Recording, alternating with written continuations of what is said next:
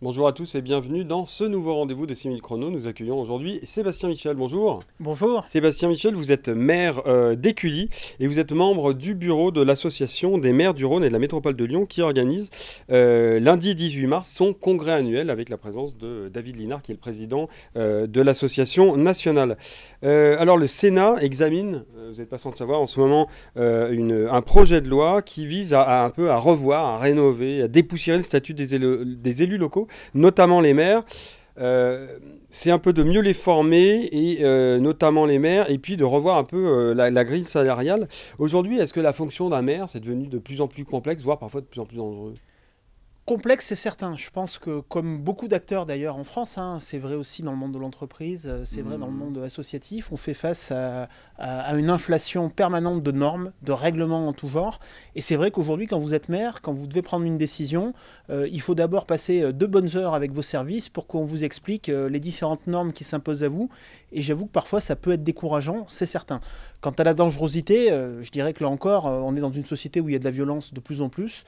Et effectivement, les maires ne sont pas épargnés. On le mesure à l'aune des nombreux faits divers Oui, qui parce que peuvent être victimes des collègues.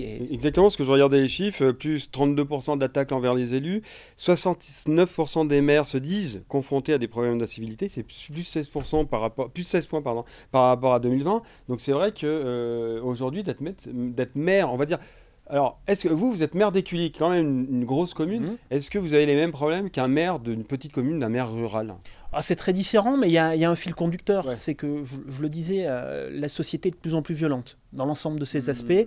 Et le maire, qui est souvent en première ligne, y est confronté. Alors ça peut être de l'agressivité d'un concitoyen qui n'est pas satisfait du service public rendu.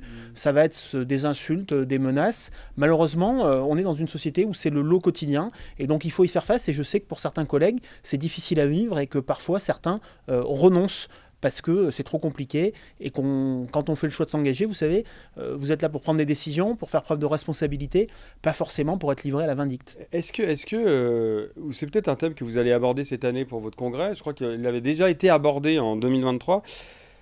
C'est les candidats en fait aux élections municipales de 2026. C'est bientôt, c'est quasiment demain. Est-ce que il y a un risque assez grand pour qu'il y ait de moins en moins de candidats à l'élection du maire? Mais on le voit bien, le président de l'association des maires, David Lisnard, le dit souvent, et on y travaille beaucoup avec notre présidente locale, Claire Peignet.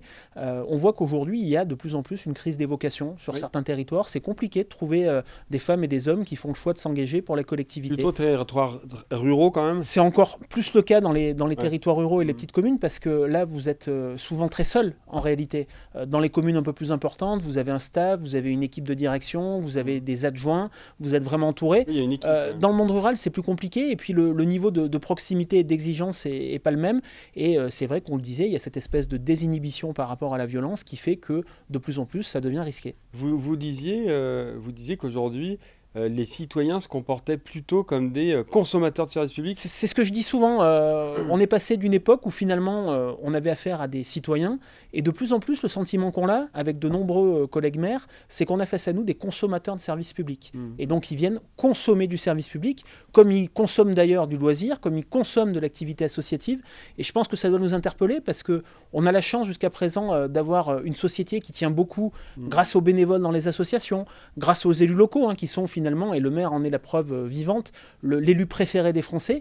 Mais il y a du découragement, et attention, parce que si demain on ne trouve plus des femmes et des hommes pour être élus, et si on ne trouve plus de bénévoles dans nos associations, je fais ce parallèle à dessein, ça deviendra très très compliqué de mener à bien ces missions essentielles au lien social. Oui, parce que je reviens un peu sur ce que vous dites, le profil d'un maire, c'était le CEVIPOF qui avait fait ça. L'âge moyen d'un maire, 60 ans, majoritairement un homme, 8 sur 10, charge de travail de 32 heures de moyenne, de 25 pour les petites communes à 50 pour les communes de plus de 9 000 habitants, et 20 000 maires ont une activité professionnelle à côté, c'est-à-dire 2 tiers à temps plein, 1 tiers à temps partiel. Je crois que vous avez été reçu fin d'année par le tribunal administratif justement pour évoquer tous ces problèmes, notamment la responsabilité administrative de plus en plus grande. Qu'est-ce qu'il en est ressorti? Ce qui est certain, c'est que, vous le disiez, moi je fais partie de ces maires qui ont gardé une activité professionnelle. Et c'est vrai qu'aujourd'hui c'est très compliqué. Moi je suis passé à temps partiel à 80%, et pour autant je suis quand même très très sollicité. Et donc c'est compliqué. Et donc c'est effectivement le travail d'un certain nombre d'acteurs. On recevait aussi il y a quelques semaines Éric Woerth qui a été chargé d'une mission en tant que parlementaire pour travailler sur le statut de l'élu. Ce qui est certain, c'est qu'aujourd'hui, on ne peut pas continuer avec le statu quo parce qu'on voit bien que ça n'est pas opérant, ça n'est pas efficace, ça n'est pas efficient. Et donc, si on veut redonner de l'attractivité à ces fonctions d'élus, il faut tout simplement poser tous les sujets sur la table. Ça passe bien évidemment par la rémunération, mais j'allais dire, c'est pas que ça. Nous, en tant que maire, ce qu'on veut, c'est pouvoir tout simplement décliner les politiques sur lesquelles on a été élu. Et aujourd'hui, on fait face à beaucoup trop de normes, beaucoup trop de contraintes, d'autres collectivités aussi parfois. Et donc là-dessus, on aspire à être responsable. Et donc qu'on nous laisse notre autonomie, c'est garanti soi-disant par la Constitution. C'est ce que disait David Lisnard qui parlait de recentralisation, de mise sous dépendance. C'est un peu ce que vous dites, quoi. Totalement. Aujourd'hui, on parle souvent de l'autonomie des collectivités locales. Force est de constater qu'elle se réduit à la portion congrue et que de plus en plus, on est sous la mainmise, sous la tutelle de l'État ou de tout un tas d'organismes divers et variés. Et c'est pas bon parce que finalement, nous les maires, on croit au principe de subsidiarité. C'est-à-dire que c'est au plus proche du terrain qu'on peut prendre les bonnes décisions qui seront comprises par nos concitoyens. Et c'est ce qu'attendent nos concitoyens.